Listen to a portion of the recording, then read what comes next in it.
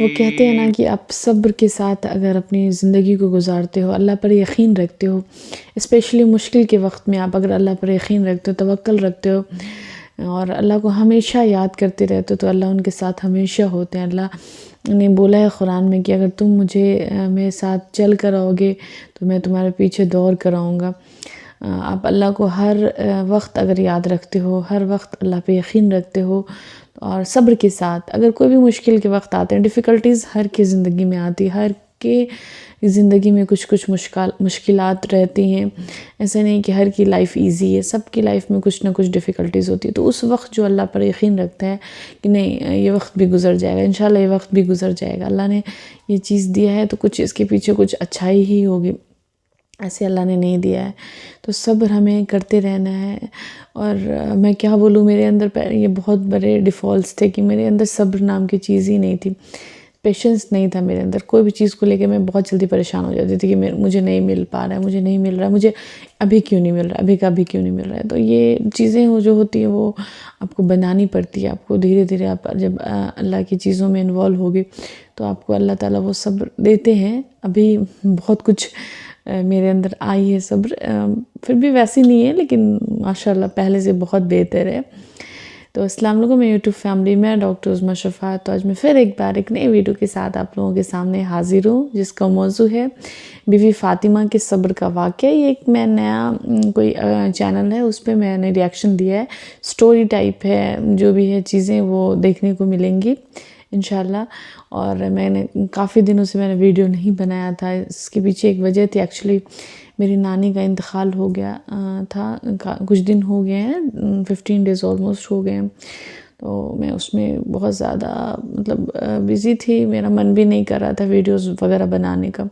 तो आप लोग से मैं गुजारिश करती हूँ कि आप लोग मेरे नानी के लिए दुआ करें और उनकी मग़फ़िरत के लिए दुआ करें कि अल्लाह उनको जन्नतुल फ़िरदौस में मक़ाम हासिल कराए, अल्लाह उनकी मग़फ़िरत अता फ़रमाए। तो मैं काफ़ी थोड़ा मन नहीं हो रहा था मेरा वीडियो बनाने का, लेकिन आज मैंने हिम्मत करके वीडियो बनाया है कि मैंने सोचा चलो आज वीडियो बनाती हूँ। काफ़ी दिन हो गया है, मैं मिस कर रही थी सेशन को। तो उम्मीद करते वीडियो आप लोगों को पसंद आएगी, तो लास्ट तक वीडियो में बने रहना। तो फिर चलते हैं, दिन की बातें साथ में सीखते हैं। ईद के दिन सुबह मिठाई बनाने के लिए माँ फातिमा रदी अल्लाहु अन्हा बहुत ही मसरूफ थी। आटा गूंथने और दीगर तैयारियों में लगी हुई थी, क्योंकि सुबह ही सारे काम पूरे करने थे। दूसरी तरफ 8-10 साल के मासूम से दो भाई अपना खेल छोड़कर माँ के पास आ गए। उनके मासूम लहजे में एक सवाल था, अम्मा तुम्हें याद नहीं, आज ईद है, जरा बाहर आकर देखो तो सही। मोहल्ले के लड़के लड़कियां नए नए कपड़े पहनकर कितना खुश हो रहे हैं, और हम दोनों ने तो अभी तक नए कपड़े भी नहीं पहने। क्या इसका मतलब यह है कि हम आज ईद नहीं मनाएंगे?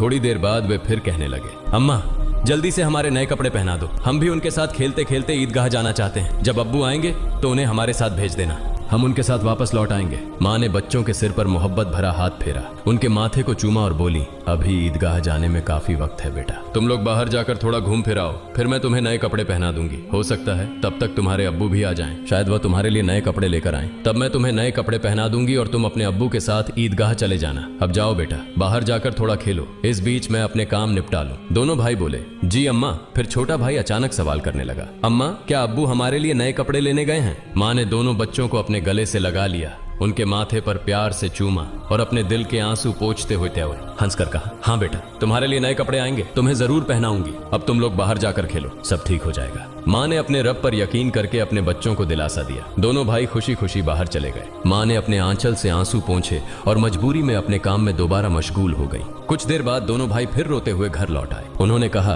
अम्मा वे लोग हमें अपने नए कपड़े दिखाकर चिढ़ा रहे हैं। वे कहते हैं देखो तुम्हारे पास हमारे जैसे नए कपड़े नहीं हैं, अगर होते तो तुम इन्हें जरूर पहनते। वे कहते हैं कि हमारे अब्बू कैसे हैं जो ईद के दिन भी हमारे लिए नए कपड़े नहीं लाए। वे हमें ईदगाह चलने को कह रहे हैं और बोल रहे हैं जल्दी से नए कपड़े पहन कर आओ, अगर आना है। वे खजूर के पेड़ के नीचे खड़े हैं और तब तक हमारा इंतजार करेंगे जब तक हम नए कपड़े पहनकर उनके साथ न चले। अम्मा अब्बू अभी तक क्यों नहीं आए? अम्मी हमें जल्दी से नए कपड़े पहना दो ताकि हम आपके साथ ईदगाह जा सकें। मासूम बच्चों की इस गुजारिश को सुनकर अम्मी अपने जज्बातों पर काबू नहीं रख सकी। आंसू रोकना उनके लिए बड़ा मुश्किल हो गया, लेकिन बच्चे अम्मी को मजबूती से गले लगाकर खामोशी से उनकी ओर देख रहे थे। सब्र खो चुकी अम्मी अपने बच्चों को अपने सीने से लगाकर सिसक सिसक कर रोने लगी। कुछ ही पल में खुद को संभालते हुए अम्मी ने आंसू पोंछे और चेहरे पर जबरन एक हल्की मुस्कान लाते हुए बोली, अभी ईदगाह जाने का वक्त नहीं हुआ है बेटा, तुम लोग इतनी जल्दी क्यों कर रहे हो? नमाज के लिए अभी काफी वक्त है। इस दौरान बाहर जाकर थोड़ा घूम फिर आओ और देखो तुम्हारे अब्बू कहाँ हैं, उन्हें ढूंढ कर ले आओ। तब तक मैं अपना बाकी काम निपटा लेती हूँ। थोड़ा सा ही काम बचा है। अगर तुम्हारे अब्बू नए कपड़े लाते हैं तो मैं तुम्हें बहुत खूबसूरती से तैयार कर दूंगी। फिर तुम मिठाई खाकर अपने अब्बू के साथ ईदगाह जाओगे, ठीक है?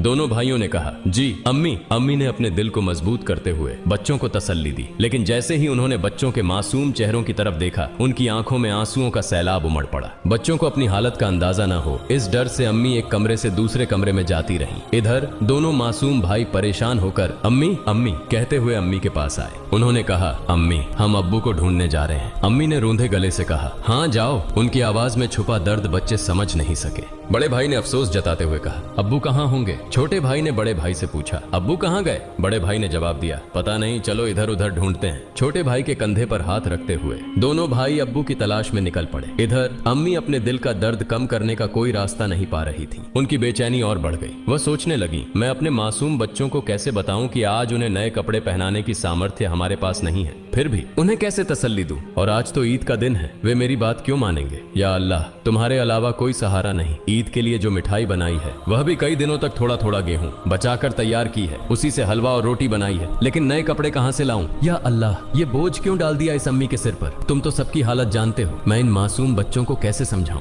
या अल्लाह, तुम रहमदिल और सर्वशक्तिमान हो। झूठ बोलना गुनाह है, यह जानते हुए भी मैं अपने बच्चों को झूठे दिलासे और उम्मीद देकर बहला रही हूँ, लेकिन अब मैं क्या करूँ ये तो बता दो। हे अल्लाह, तुम मुझे रास्ता दिखाओ। तुम मेरे गरीब पति की हालत जानते हो, तुम गरीबों के हालात से वाकिफ हो। हे रहमान, हे रहीम। यह कहते कहते माँ रसोई में चली गईं और जोर जोर से चक्की चलाने लगी। चक्की के घुर्र घुर्र की आवाज के साथ उनके दिल का दर्द भी बाहर आने लगा। आंसू पोंछते हुए, भले ही मिठाई बनाने का काम तेजी से चल रहा था, लेकिन जैसे ही यह काम पूरा होने को आया, एक और मुश्किल सामने खड़ी हो गई। तभी अम्मा अम्मा कहते हुए दो मासूम बच्चे हांफते हांफते माँ के पास आकर खड़े हो गए। माँ ने कहा, बोलो बेटा, क्या बात है? माँ ने अपनी इच्छाओं और आराम को हमेशा पति की गरीबी को देखकर दबा कर रखा था। वह थोड़े में ही खुश रहती थी, लेकिन आज मासूम बच्चों की छोटी सी ख्वाहिश ने उनके धैर्य को तोड़ दिया। उन्होंने खुद को संभालते हुए बच्चों को गोद में उठा लिया, मुस्कुराने की कोशिश की, उनके माथे पर चुंबन किया और कहा, बोलो बेटा, क्या कहना है? दोनों बच्चों ने हाथों से अपनी आंखें मसलना शुरू कर दिया। यह देखकर छोटे भाई ने भी बड़े भाई की नकल कर ली। माँ ने कहा, देखो बेटा, तुम्हारे अब्बा सही समय पर आ जाएंगे। मैं देखो यहाँ तुम्हारे लिए मिठाई बना रही हूँ, तुम मिठाई खाकर ईदगाह जाना। थोड़ा सब्र करो, बस थोड़ी ही देर और। उन्होंने बच्चों को सीने से लगा लिया, उन्हें प्यार से समझाया और कहा, थोड़ा इंतजार करो बेटा, मिठाई अभी तैयार हो जाएगी। छोटे भाई ने आंखें मसलते हुए अचानक पूछा, लेकिन हमारे नए कपड़े अम्मा? यह सुनते ही माँ चौंक गई, जल्दी से बोली, अरे बेटा, ऐसा करते हैं, तुम लोग जाकर पहले नहाओ, अभी तक नहाए भी नहीं हो। दोनों भाइयों ने एक साथ कहा, नहीं अम्मा, अभी तक नहीं नहाए। माँ के लिए मासूम बच्चों से छल करना बहुत दर्दनाक था। उनका दिल अंदर ही अंदर जल रहा था, लेकिन उन्होंने हंसते हुए कहा, बेटा, बिना नहाए क्या कोई ईदगाह जाता है? जाओ जल्दी से नहाओ, फिर सब तैयार हो जाएगा। दोनों भाइयों ने कहा, ठीक है अम्मा, हम अभी जाकर नहा लेते हैं, आप सब कुछ तैयार रखना, हम जल्दी से आ जाते हैं। दोनों खुशी खुशी नाचते हुए बाहर निकल गए। माँ ने दुआ की, जाओ बेटा, अल्लाह हाफिज। बच्चे तो चले गए, लेकिन माँ के दिल में चिंता और गहरी हो गई। उनका दिल जैसे एक अथाह सागर में डूब रहा था। माँ सोचने लगी, जब वे वापस आएंगे और कहेंगे, हमें नए कपड़े पहनाओ, हम ईदगाह जाएंगे, तब मैं क्या करूंगी? माँ का मन अब और नहीं संभल सका, उनकी आंखों से आंसू फूट पड़े। उन्होंने सजदे में गिरकर अल्लाह से दुआ की, हे अल्लाह, तुम ही मेरा सहारा हो, तुम इस बेबस माँ की मदद करो, तुम मुझे इस स्थिति से बाहर निकालो। हे अल्लाह, तुम्हारे अलावा मेरा कोई नहीं है, मुझे राहत दो, इस स्थिति से मुक्ति दो। इसके बाद माँ किसी उन्मादी की तरह बोलने लगी, हे अल्लाह, तुम तो बच्चों की माँ का दिल समझते हो। 3 बार इन मासूम नासमझ बच्चों को बहला फुसलाकर मैंने किसी तरह संभाल लिया, लेकिन अब क्या करूं, अब क्या कहूं? तुम ही मुझे रास्ता दिखाओ। हे अल्लाह, तुम ही मुझे सहारा दो, तुम सर्वशक्तिमान हो, तुम सब कर सकते हो। फिर उन्होंने जोर से चिल्लाते हुए कहा, तुम सब कर सकते हो अल्लाह, तुम सब कर सकते हो। उधर नहाने के बाद दोनों भाई खुशी खुशी हाथ में हाथ डाले घर की ओर चल पड़े। कुछ ही देर में दोनों भाई हंसते खेलते घर पहुंचे और जोर से आवाज देने लगे, अम्मा अम्मा, हम आ गए अम्मा। लेकिन माँ की ओर से कोई जवाब नहीं आया। छोटा भाई बड़ी मासूमियत से अपने बड़े भाई की ओर देखने लगा और पूछा, भैया, माँ बोल क्यों नहीं रही हैं? क्या माँ सो रही हैं? बड़ा भाई छोटे भाई को अपनी बाहों में लेकर उसे दिलासा देने लगा, रुको मैं देखता हूँ। जैसे ही बड़ा भाई माँ को जगाने के लिए हाथ बढ़ाने वाला था, उसी समय दरवाजे पर जोर से खटखटाने की आवाज आई। बड़े भाई ने डरते हुए पूछा, कौन है बाहर? बाहर से कोई जवाब नहीं आया। दोनों भाई चकित होकर एक दूसरे की ओर देखने लगे। छोटा भाई डर के मारे बड़े भाई से चिपक गया। तभी फिर से दरवाजे पर जोर से खटखटाने की आवाज हुई। डर और घबराहट से दोनों भाई चिल्ला पड़े, अम्मा अम्मा बाहर कौन है? लेकिन माँ की ओर से कोई आवाज नहीं आई। फिर दरवाजे पर खटखटाने की आवाज के साथ कुछ भारी खड़खड़ाने की आवाज सुनाई दी। दोनों भाई डर गए। उन्हें पता था कि अगर कोई रिश्तेदार, परिवार का सदस्य या पड़ोसी घर पर आता है तो वह हमेशा सलाम करता है, लेकिन ये सब कुछ उल्टा हो रहा था। बड़े भाई ने छोटे भाई को और कसकर गले लगाते हुए कहा, मुझे समझ नहीं आ रहा ये क्या हो रहा है। माँ भी कुछ बोल नहीं रही हैं। डरते डरते दोनों भाई दरवाजे के पास गए। जैसे ही वे वहां पहुंचे, बाहर से फिर से खटखटाने की आवाज आई। दोनों भाई थोड़ा पीछे हटे और जोर से चिल्लाकर पूछा, कौन है दरवाजे पर? बाहर से आवाज आई, मैं दर्जी हूँ, दरवाजा खोलो। दोनों भाई हैरान रह गए। उन्होंने पूछा, दर्जी आप यहाँ क्यों? बाहर से आवाज आई, हाँ मैं दर्जी हूँ, दरवाजा खोलो, मैं तुम्हारे लिए नए कपड़े लेकर आया हूँ, इन्हें ले लो। जैसे ही यह बात सुनी, दोनों भाइयों ने जल्दी से दरवाजे की कुंडी खोली। सामने एक व्यक्ति नए कपड़ों के गट्ठर के साथ खड़ा था। दोनों भाई एक पल के लिए हैरान रह गए। दर्जी ने कपड़े उनकी ओर बढ़ाए। बड़े भाई ने झटपट सारे कपड़े अपने हाथों में ले लिए और छोटे भाई का हाथ पकड़कर तेजी से दौड़ते हुए माँ के पास पहुंचा। उस समय माँ अब भी संभल नहीं पाई थी। वह गुपचुप आंसू बहा रही थी। दोनों भाई बोले, अम्मा अम्मा देखो, दर्जी हमारे लिए कितने सुंदर सुंदर नए कपड़े लेकर आया है, जल्दी से हमें कपड़े पहनाओ, हम ईदगाह जाएंगे। बड़े भाई की बात सुनते ही छोटा भाई भी चहकते हुए बोला, हाँ अम्मा जल्दी करो, अगर देर हो गई तो हमें नमाज का समय नहीं मिलेगा। माँ यह सुनकर हैरान रह गई। कुछ पल के लिए बच्चों की ओर देखा और उन्हें गले लगाकर फूट फूट कर रोने लगी। इसके तुरंत बाद उन्होंने बच्चों को छोड़ दिया और सीधे सजदे में गिर गईं। उन्होंने कहा, है अल्लाह, तुम्हारी महानता को कौन समझ सकता है। उन्हें तुरंत समझ में आ गया कि जो व्यक्ति नए कपड़े लेकर दर्जी बनकर आया था वह वास्तव में दर्जी नहीं था। निश्चित ही वह अल्लाह के भेजे हुए फरिश्तों में से एक था। माँ सजदे से उठी और जल्दी से बच्चों से बोली, जाओ बेटा जाओ, उसे मेरा सलाम कह देना और कहना कि वह आज हमारे घर से विदा हो जाए। लेकिन बच्चों को यह बात याद ही नहीं रही। दोनों भाई नए कपड़े पाकर इतने खुश थे कि उनकी खुशी का ठिकाना नहीं रहा। माँ ने बच्चों को देख उनके सिर और पीठ पर हाथ फेरकर उन्हें गोद में लेकर प्यार किया और माथे पर चूमा। फिर हल्के से डांटते हुए कहा, बेटा क्या तुम अभी तक नहीं गए? दर्जी साहब को क्या लगेगा? वे सोचेंगे कि इस घर के लोग कितने बदतमीज हैं। मेहमान बाहर दरवाजे पर खड़ा है और तुम यहाँ मस्ती कर रहे हो। तुमने उसे भूल ही गए। यह तो बहुत बड़ा गलत व्यवहार है। तुरंत जाओ, उसे मेरा सलाम पहुंचाओ और कहना कि वह आज हमारे मेहमान बने। जाओ बेटा, उन्हें बैठक में आराम से बैठने के लिए कहो। बिना देरी किए दोनों भाई दरवाजे की ओर भागे। लेकिन तब तक दर्जी घोड़े पर सवार होकर घर से बहुत दूर निकल चुका था। दोनों भाई जोर से चिल्लाने लगे, दर्जी साहब, ओ दर्जी साहब, अम्मा ने आपको सलाम कहा है, जल्दी वापस आइए, आज आप हमारे घर दावत पर आइए, हम बैठक का दरवाजा खोल रहे हैं। लेकिन दूर से हवा के साथ जवाब आया, अपनी अम्मा और अब्बा को मेरा सलाम देना, किसी और समय मिलने आऊंगा, अस्सलामु अलैकुम। दोनों भाई दौड़ते हुए माँ के पास आए और सब कुछ बता दिया। बोले, दर्जी साहब ने तुम्हें और अब्बा को सलाम कहा है, वह घोड़े पर सवार होकर उस तरफ जा रहे हैं, जल्दी आओ। माँ, उन्हें देखोगी ना? जल्दी करो और खिड़की से देख लो। जल्दी आओ। माँ, अगर देर करोगी तो उन्हें फिर नहीं देख पाओगी। दर्जी साहब कितने खूबसूरत लगते हैं, आओ ना। माँ ने बच्चों की बात सुनकर खिड़की के पास आकर खड़ी हुई और बाहर की ओर देखा। उन्होंने देखा एक तेजस्वी पुरुष नजर आया। वह आकाश की ओर उड़ते जा रहे थे और उनके शरीर की चमक चारों ओर फैली हुई थी। उनकी रोशनी सूर्य की किरणों को भी फीका कर रही थी। मां तन्मय होकर यह सब देख रही थी। अचानक वह पुरुष घोड़े सहित कहीं अदृश्य हो गए। उन्हें अब और नहीं देखा जा सकता था। इतने में दोनों भाई जोर से चिल्लाकर बोले, अम्मा देखो, वो रहे अब्बा, दूर से आ रहे हैं। वह मां ने बच्चों को लेकर अंदर कमरे में ले गईं और उनके शरीर पर नए कपड़े पहनाने लगी।